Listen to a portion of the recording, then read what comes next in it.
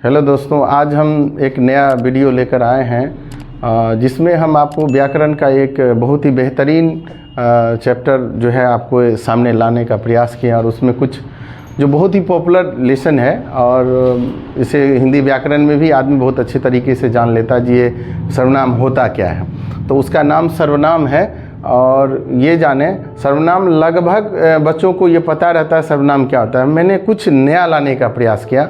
अगर आप लोगों को अच्छा लगे तो थोड़ा सा कमेंट ज़रूर दीजिएगा इसमें, जिससे कि हमको उत्साह मिले और मैं अगले वीडियो में फिर मैं इसे बेहतर लाने का प्रयास करूँगा। देखते हैं इसमें सर्वनाम के बारे में। तो सर्वनाम के बारे में दिया गया है जो संज्ञा के स्थान पर आने वाले शब्दों को सर्वनाम कहते हैं। ये बहुत ही पॉपुलर इसका डिफिनीशन है, परिभाषा है, जो संज्ञा के स्थान पर आने वाले शब्द को सर्वनाम कहते हैं। जैसे में देखिए तुम, हम, आप, वह आदि जो किसी नाम के बदले में प्रयोग किया जाता है उसे हम लोग सर्वनाम कहते हैं। सर्वनाम को दो शब्दों के योग से बना है। सर्वनाम दो शब्दों के योग से बना है, इसलिए सर्वनाम को हम यह कह सकते हैं ये यौगिक शब्द है। सर्वनाम क्या हो गया? एक यौगिक शब्द है। सर्वनाम के दो शब्द में आते हैं सर्व जोड़ नाम। अब यौगिक किसे कहते हैं? तो जिसके दोनों खंड या टुकड़े का कोई ना कोई अर्थ निकलता है। तो अब यहाँ सर्व और नाम, दो नाम हो गया। सर्व का यहाँ अर्थ हो गया सभी, और नाम जो संज्ञा के लिए लिया जाता है, राम, मोहन, सोहन, ये नाम हो गया। और उन सभी के लिए जो शब्द का उपयोग किया जाता है उसे सर्वनाम कहा जाता है। अब यहाँ हम कुछ उदाहरण स्वरूप बताए हैं। यहाँ देख सकते हैं जो नाम सबके स्थान पर प्रयुक्त हो, ऐसा कोई भी शब्द जो सब नामों के बदले में आप उपयोग में ला सकते हैं वो सर्वनाम कहा जाता है। देखते हैं संज्ञा जहाँ केवल उसी नाम का बोध कराती है। अगर हम संज्ञा बोलते हैं, जैसे राम नाम बोल दिए, तो सिर्फ राम का बोध होता है। और अगर वहाँ श्याम रहेगा या मोहन रहेगा तो राम कहने से श्याम और मोहन का बोध नहीं होता। ये कहने का भाव है जो संज्ञा जहाँ केवल उसी नाम का बोध कराती है जिसका वो नाम है, वहाँ सर्वनाम से केवल एक के ही नाम का ही नहीं बल्कि सबके नाम का बोध होता है। संज्ञा में क्या दिया है? जो नाम आप बोलिएगा उसी का बोध होता है। और जबकि सर्वनाम क्या बोलता है? जो एक नाम का नहीं, अब जितने भी नाम आएंगे और उसके लिए जो शब्द प्रयोग में आता है वो सर्वनाम कहलाता है। जैसे एक उदाहरण स्वरूप हमने छोटा सा उदाहरण लेकर के आप लोगों को समझाने का प्रयास किया।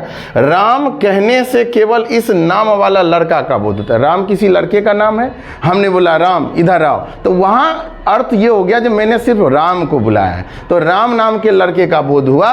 किंतु श्याम, मोहन, सीता, गीता सभी के लिए अगर मैं का प्रयोग किया जाए, अगर सब जो अपने अपने लिए मैं का प्रयोग करता है, तो राम भी अपने लिए मैं का प्रयोग कर सकता है, श्याम भी करेगा, मोहन भी करेगा, सीता भी करेगा, गीता सब अपने लिए मैं का प्रयोग करता है। तो इन सब का नाम हो गया, चूंकि इन सब के बदले में क्या यूज कर लिए? मैं प्रयोग कर लिए। यहाँ मैं क्या हो जाता है? तो मैं यहाँ सर्वनाम कहलाएगा। अब हम लोग आते हैं इसके बाद सर्वनाम की उत्पत्ति कैसे होगी। आप यहाँ से जानने का प्रयास किए होंगे या हम जो बताएं उसको थोड़ा बहुत समझे होंगे, और अगर आपको थोड़ा लगेगा तो मैं दोबारा रिपीट कर देता हूँ इसको।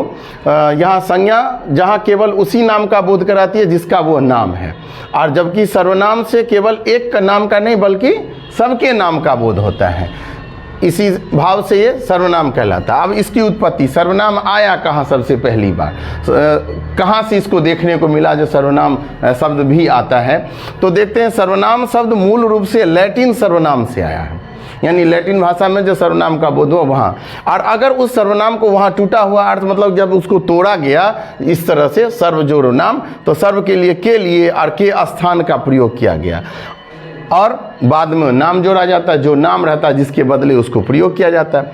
14वीं शताब्दी में विलियम द वेयरवोल्फ नामक एक फ्रांसीसी कविता में वे नाम का सर्वनाम, ये जो वे देख रहे हैं ये सर्वनाम उस कविता में उद्धृत हुआ जो सबसे पहले रिकॉर्ड किया था। फ्रांसीसी कविता था, उसमें सबसे पहले वे शब्द का प्रयोग आया, वहीं से सर्वनाम को देखा गया जो सर्वनाम उसके बाद चलन में आया। अब हम लोग आते हैं कुछ सर्वनाम के प्रकार को देखते हैं। सर्वनाम कितने प्रकार के होते हैं? जनरली आप व्याकरण में जाइएगा तो सर्वनाम प्रयोग या व्याकरण के आधार पर ये 6 प्रकार के सर्वनाम हैं, लेकिन एक इस तरह से भी आप सर्वनाम का देख सकते हैं, रूप या उत्पत्ति के आधार पर। जैसे मैंने यहाँ उत्पत्ति बताया ना, तो उत्पत्ति के आधार पर सर्वनाम दो प्रकार के होते हैं। एक मौलिक सर्वनाम होता है। अब मौलिक सर्वनाम किसे कहते हैं, तो यहाँ हमने मौलिक सर्वनाम का कुछ डिटेल लिखा, और अगले वीडियो में जैसे इसका पार्ट 2 लाएंगे तो उसमें प्रकार पर हम लोग डिटेल से जानकारी आपको देंगे।